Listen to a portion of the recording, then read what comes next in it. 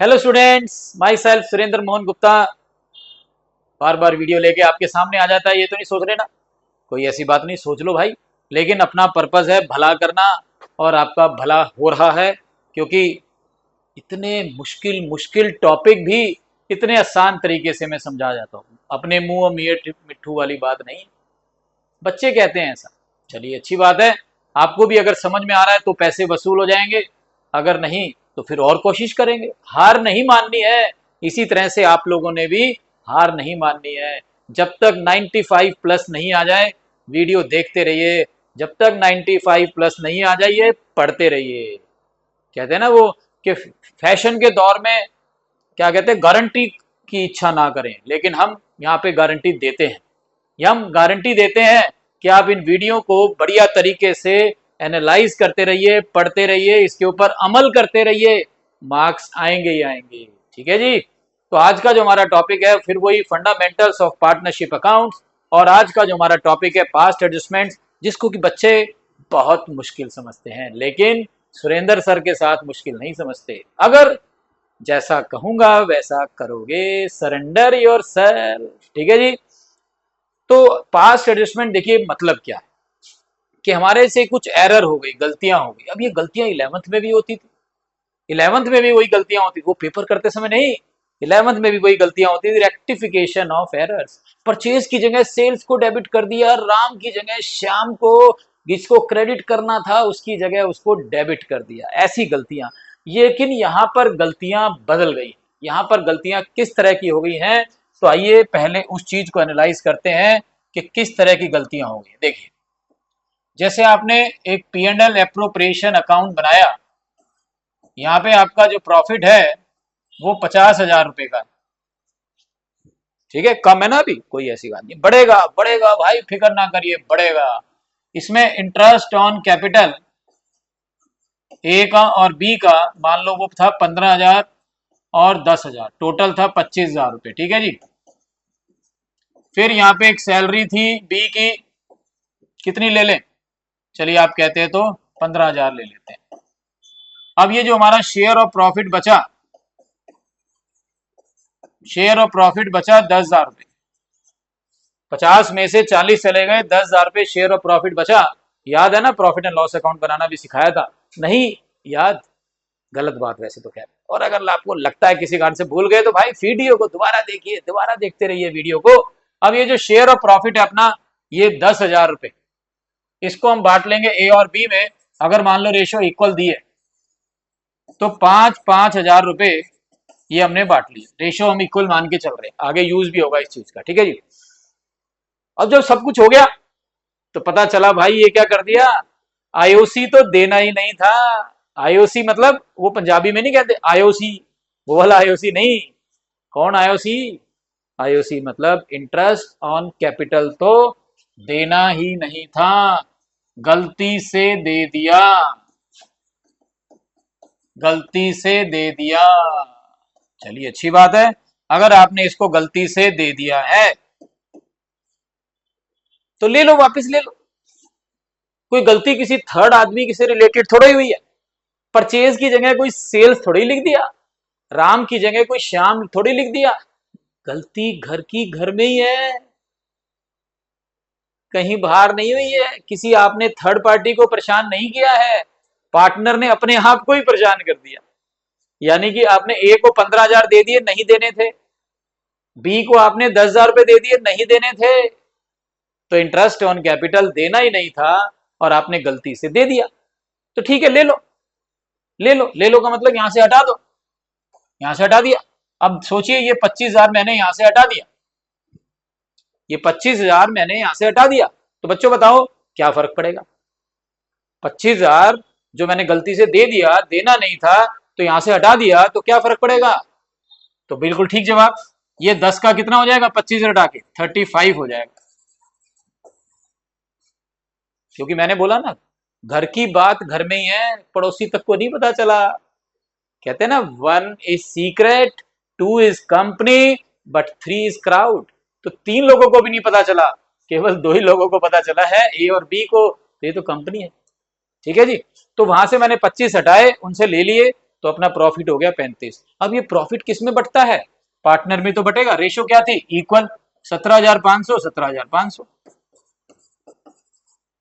हो गया ना करेक्शन। तो ये करेक्शन होता है, ये गलतियां होती है कि किसी को कुछ देना था नहीं दिया, लेकिन नहीं देना था दे दिया, सैलरी नहीं देनी थी दे दी, देना था ले ले, प्रॉफिट गलत रेशो में बांट दिया। इस तरह की एरर इस चैप्टर के अंदर आएंगी, वो वाली नहीं आएंगी जो 11th क्लास में पढ़ते थे। इसमें इस तरह की एरर आएंगी, बात समझ गए। तो कहने का मतलब है कि जो मेरे अकॉर्डिंग चलेगा वो जीत जाएगा, मेरे अकॉर्डिंग चलेगा जीत जाएगा। तो आपका पहला स्टेप देखिए क्या है, मैंने ये लिखा है पहला स्टेप, ये step first, amount to be debited या अमाउंट टू बी क्रेडिटेड, दोनों में से एक चीज कई बार क्वेश्चन में दी हो, और कई बार तो आपकी किस्मत अच्छी होगी दोनों दिए होते हैं पर एक चीज जरूर क्वेश्चन में दी होगी, अमाउंट टू बी डेबिटेड या amount to be credited, amount to be debited या अमाउंट टू बी क्रेडिटेड, एक चीज दी होगी। अब आप पूछोगे ये सर मतलब क्या हुआ इसका, तो अमाउंट टू बी डेबिटेड का मतलब होता है जो अमाउंट पार्टनर्स ले जा चुके हैं, जो अमाउंट पार्टनर्स ले जा चुके हैं, घर ले जा चुके हैं। देखिए इंटरेस्ट ऑन कैपिटल घर ले जा चुके हैं, दरवाजा खटखटा के वापस मंगवाया है, लाओ भाई लाओ क्या ले गए तुम। तो जो अमाउंट पार्टनर ले जा चुके हैं, या ये कह लो गलत वाला, या ये कह लो गलत वाला, दोनों में से कोई भी चीज तो पता चल जाएगी भाई, कोई परेशानी वाली बात नहीं। जो अमाउंट पार्टनर ले जा चुके हैं या गलत वाला, उसको आपने अमाउंट टू बी डेबिटेड बोलना है।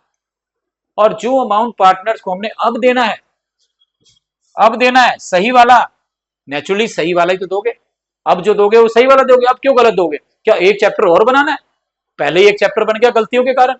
तो भाई वो जो गलतियों के कारण टॉपिक बना है वो अमाउंट टू बी डेबिटेड है, और जो आपने अब देना है कि रुक जाओ ये लेके जाना, ये लेके जाना, ये लेके जाना, ये अमाउंट टू बी क्रेडिटेड है।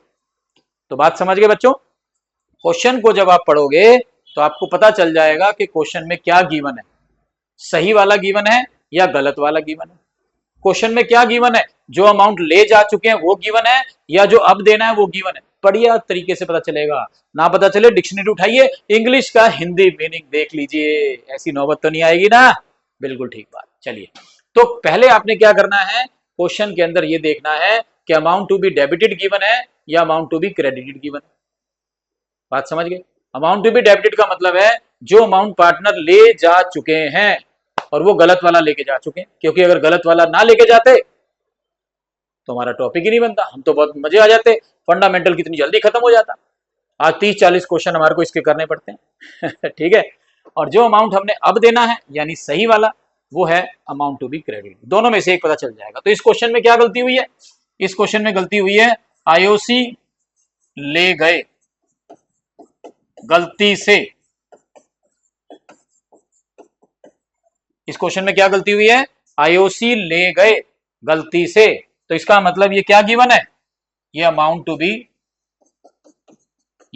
बी डेबिटेड गिवन है, क्योंकि जो अमाउंट गलती से ले जा चुके होते हैं, जो पार्टनर ले गए होते हैं, उसको हम बोलते हैं अमाउंट टू बी डेबिटेड। बात समझ गए ना, इसमें गलती समझ गए ना, गलती क्या हुई थी, आईओसी ले गए थे, गलती से ले गए थे, वो अमाउंट टू बी डेबिटेड हो गया। तो अपना पहला स्टेप कवर हो गया, बहुत अच्छी बात है। चलिए दूसरे स्टेप पे चलते हैं।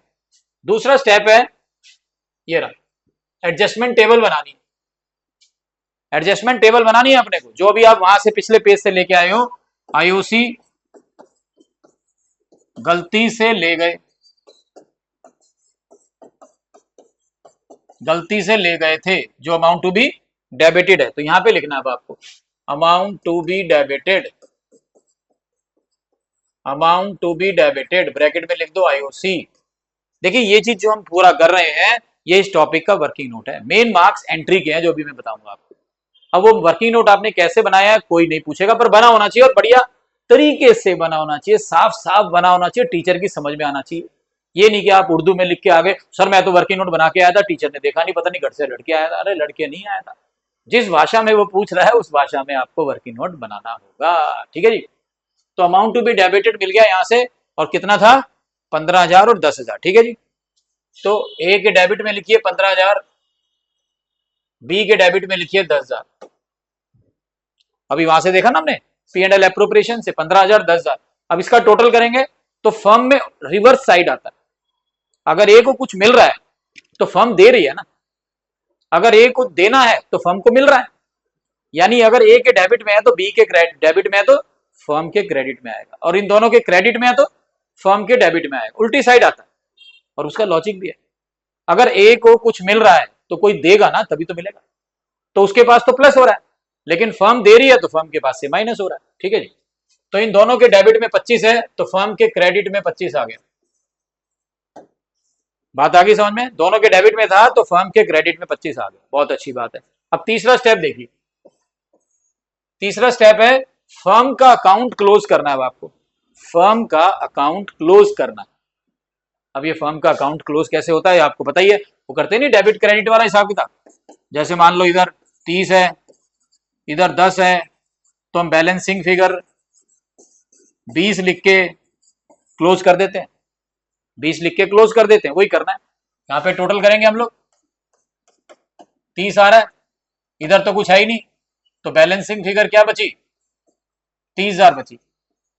हो गया ना फर्म का अकाउंट क्लोज। दोनों तरफ डेबिट में भी क्रेडिट में भी फर्म के अकाउंट में 30-30 आ गया, और जिस तरफ कम होता है, जिस तरफ कम होता है, गो वाला कम नहीं, कम वाला गो नहीं, कम वाला कम, कम वाला कम जिधर होता है उधर लिख देना। 30,000 रुपये लिख दिया। अब ये 30,000 रुपये हम कहाँ लिख रहे हैं, डेबिट में। 30,000 किस तरफ कम था, डेबिट में, और फर्म के डेबिट में लिख रहे हो तो पार्टनर के क्रेडिट में आएगा।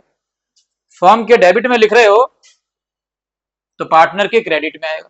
ठीक है, और फर्म के अंदर, फर्म में जो बचता है, फर्म में जो बचता है वो पार्टनर में बटता है, वो पार्टनर में बटता है रेशो में। फर्म में जो बटता है, नहीं, फर्म में जो बचता है वो पार्टनर में बटता है। कैसे बटता है, रेशो में। तो ये जो फर्म में बचा है 30,000 रुपये, ये किस में बटेगा, ये बटेगा पार्टनर्स में, ये बटेगा पार्टनर्स में। और कैसे बटेगा, रेशो के हिसाब से। और रेशो क्या थी इनकी, इक्वल थी, तो इक्वल रेशो में इधर बांट देंगे। ये फर्म के कहाँ है, डेबिट में, तो पार्टनर के कहाँ आएगा, क्रेडिट में। अमाउंट टू बी क्रेडिटेड, ये हो गया प्रॉफिट। तो रेशो क्या थी, इक्वल, तो 30,000 रुपये को इक्वल बांट दो, 15 इसमें 15 इसमें, 30,000 रुपये को इक्वल बांट दो, 15 इसमें 15 इसमें। ठीक है जी, अब आप समझ गए ना बात को, बहुत अच्छी बात है, गुड। अब हम इसका टोटल करेंगे। अरे ये क्या कर दिया, आप लोगों ने भी ध्यान नहीं दिया, हमने भी ध्यान नहीं दिया, चलिए कोई नहीं, कोई ऐसी बात नहीं, घर की बात घर में। अब तो हमारे पास डिजिटल बोर्ड है भाई। 25 था ये, हमने भी 30 लिख दिया, आपने भी 30 लिखवा दिया, कोई ऐसी बात नहीं। मैंने बोला ना, घर की बात घर में है। तो कितना लिखेंगे हम लोग, 25। ठीक है जी, यहाँ भी 25, और जब इसको बांटेंगे तो कितना हो जाएगा, 12,500, 12,500 और 12,500। ये सारा गड़बड़ कर दिया भाई, कोई नहीं, बच्चे भी ऐसी गड़बड़ करते हैं, हम भी ऐसी गड़बड़ कर रहे हैं। 12,500, 12,500,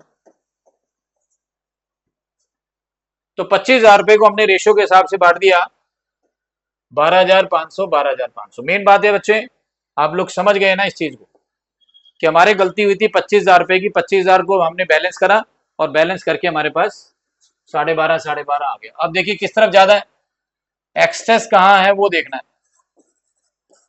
एक्सेस कहाँ है। तो इधर 2,500 रुपये डेबिट में ज्यादा है, इसका 2,500 रुपये क्रेडिट में ज्यादा है। ठीक है जी, 2,500 रुपये उसका डेबिट में ज्यादा है, इसका 2,500 रुपये क्रेडिट में ज्यादा है। तो एंट्री बनेगी, is capital account debit 2,500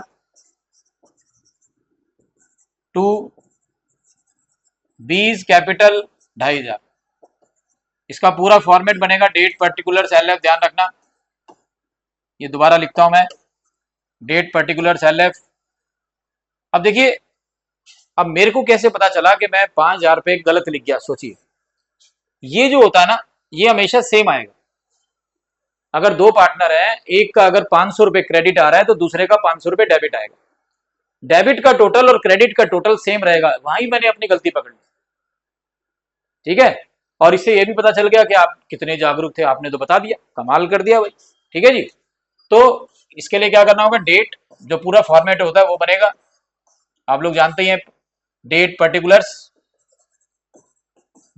particulars LF, debit rupees, credit rupees. तो एंट्री मैंने क्या बताई अभी आपको, कौन डेबिट हो रहा है, ए, तो ए इज कैपिटल अकाउंट डेबिट और टू बी इज कैपिटल। 2,500 इसका, 2,500 इसका, और इसकी नरेशन भी लिखनी है। B, IOC wrongly given, comma लगा के नाउ रेक्टिफाइड। तो इसलिए से आपने ध्यान रखना है। अब एक पॉइंट और बताता हूं इसके अंदर, चौथा पॉइंट अपना लास्ट, ये किसी किसी क्वेश्चन में मिलता है, ये वाला, कि अगर क्वेश्चन में दो रेशो दी हुई है, ये नहीं कि दो अलग अलग साल की, क्वेश्चन में दो रेशो दी हुई है कि रेशो कुछ और थी 5:3:2, गलती से प्रॉफिट बांट दिया इक्वली। रेशो एक ही साल में पहले कुछ और थी और गलती से हमने बांट कुछ और दिया, तब आपको क्या करना है, तब P&L एप्रोप्रिएशन अकाउंट भी बना लेना चाहिए। आप कैलकुलेशन वैसे भी कर सकते हैं, लेकिन अगर क्वेश्चन में दो रेशो दी हुई है, एक ही साल की दो रेशो, 2 साल की अलग अलग नहीं, वो तो बहुत बार मिलेगी, लेकिन एक ही साल में दो रेशो दी हुई है कि रेशो थी कुछ और हमने बांट कुछ और रेशो में दिया, तो ऐसे क्वेश्चन में अगर आप P&L एप्रोप्रिएशन अकाउंट बना लेंगे तो और क्वेश्चन आसान हो जाए। तो बच्चों ये वर्किंग नोट जो है, मैंने आपको बताया ना कि मेन मार्क्स किस चीज के हैं, एंट्री के, ये जो एंट्री हमने लिखी है। लेकिन वर्किंग नोट बना होना जरूरी है, पर उसका मैटर नहीं करता कि वो बनाया कैसे। मैंने देखा बहुत सारे अलग अलग टीचर अलग अलग तरीके से बनाते हैं, जैसे समझ में आ जाए वैसे आ जाए। तो समझ के बात को, तो पहला क्या है, पहला है हमारे पास, आपको क्वेश्चन में देखना है कि अमाउंट जो पार्टनर ले जा चुके हैं वो गिवन है, या कई बार ऐसा भी तो होता है ना, आईओसी देना भूल गए, तो ठीक है अब दे दो, और जो अब दोगे वो अमाउंट टू बी क्रेडिट हो जाएगा, जो अब दोगे वो अमाउंट टू बी क्रेडिट हो जाएगा। तो मतलब दोनों में से एक चीज तो आपको मिल ही जाएगी, कई बार दोनों भी मिल जाती है, मैं सच्चाई बता रहा हूँ, देखेंगे क्वेश्चन ऐसे भी, उसमें दोनों मिल जाते हैं। और गलती किस तरह की हुई है वो आप देख ही लिया, घर की बात घर में, किसी पार्टनर के पास ज्यादा चला गया, किसी पार्टनर के पास कम चला गया, भाई कोई ऐसी बात नहीं। तो अमाउंट टू बी डेबिट पता लगाओ या क्रेडिट पता लगाओ, उसको आपने ऐसे अपनी टेबल में लिख देना है। अब पार्टनर के डेबिट में लिख रहे हो तो फर्म के क्रेडिट में, पार्टनर के क्रेडिट में लिख रहे हो फर्म के डेबिट में, और फर्म का अकाउंट क्लोज करना है, तीसरा स्टेप, फर्म का अकाउंट क्लोज करना है। यहाँ 25 था तो यहाँ भी 25 होना चाहिए। अब बैलेंसिंग फिगर डेबिट में बची है तो पार्टनर के क्रेडिट में आएगी, ठीक है ना, और पार्टनर के पास जो भी कुछ जाता है वो रेशो में जाता है, तो ये रेशो में बढ़ गया, जो बच जाता है फर्म में वो पार्टनर के पास जाता है और रेशो में जाता है उसके हिसाब से। और ये हमेशा सेम आना चाहिए, जितना डेबिट होगा उतना क्रेडिट होगा, जितना डेबिट होगा उतना क्रेडिट होगा, उसके हिसाब से एंट्री कर लेनी और नरेशन वगैरह सब देख लेना। और लास्ट में मैंने एक पॉइंट आपको क्या बताया कि अगर क्वेश्चन के अंदर एक ही साल में दो रेशो दी हुई है कि रेशो थी कुछ और मैंने बांट कुछ और दिया, रेशो थी कुछ और मैंने बांट कुछ और दिया, तो उस केस में आपको P&L एप्रोप्रिएशन अकाउंट भी बना लेना चाहिए, वो आपके लिए आसान रहेगा, क्वेश्चन और आसान हो जाएगा, क्वेश्चन और आसान हो जाएगा। ठीक है, बात आई समझ में?